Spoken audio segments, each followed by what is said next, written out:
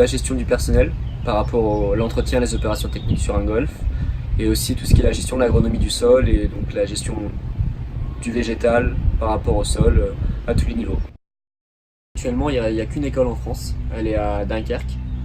Elle est accessible à partir d'un BTS, donc un niveau Bac plus 2, ou après 5 ans d'expérience dans un golf en tant que jardinier. Je me suis dit, on peut toujours pousser plus loin et toujours plus technique. Et j'ai choisi la voie du golf parce qu'il y a beaucoup de choses, beaucoup d'organisation, beaucoup de managing, que ce soit au niveau du budget, au niveau de la gestion chimique d'un sol, au niveau de l'irrigation. C'est très technique, très pointu pour garder entre guillemets vert toute l'année et des conditions de jeu. Parce que ce qui est important aussi, c'est que les joueurs aient des bonnes conditions de jeu et ils soient contents du terrain.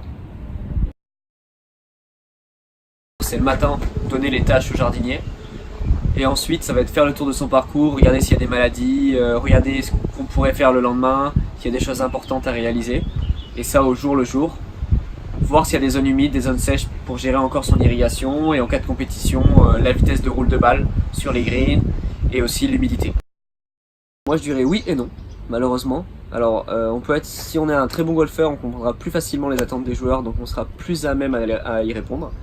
Mais on peut être aussi un mauvais golfeur, ou même il y a des greenkeepers qui sont pas golfeurs du tout. Mais s'ils sont capables de mesurer et capables de comprendre les attentes des joueurs, même sans être golfeurs, ils seront quand même des bons greenkeepers.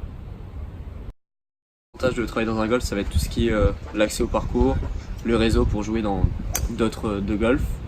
Et les inconvénients, ça va être tout ce qui est dans la gestion, la planification pour les jardiniers par rapport à la problématique joueur, de ne pas être blessé, de ne pas gêner le jeu.